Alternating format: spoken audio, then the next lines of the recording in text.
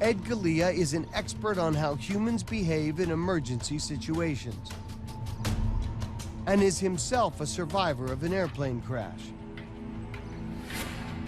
He believes the evacuation of Herculaneum fits into a recognizable pattern. In most emergency situations, human behavior is quite predictable. People tend to evacuate towards the familiar. This place is a port. And so it's likely that people thought this is a good way to get away. This is a good exit route. And so they would have gone down to the beach to try and get onto a boat to take them away, because it's probably one of the normal routes by which people approach and leave the town. You could argue that the people on the beach were the poorest. They were the last to leave because everyone else was going, taking whatever they could with them to get away as quickly as they could. And the people that were left behind were the lowest levels of society.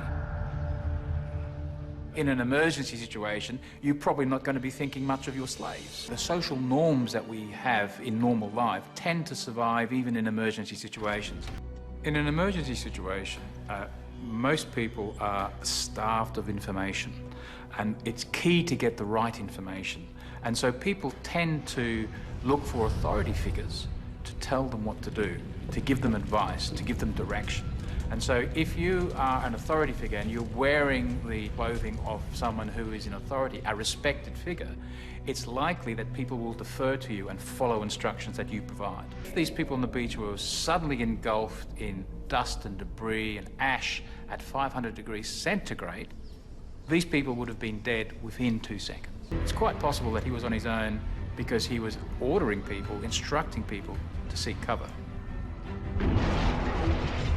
I think he was managing the evacuation process. He was looking after all these people, and he was trying to do his best to save as many people as he could. And when he heard the cloud, the rumbling of the cloud coming, he was barking orders, getting people to race in to the vaults to try and save their lives. I think the guy on the beach, I think he was generally a good guy. I'd like to think he was a good guy.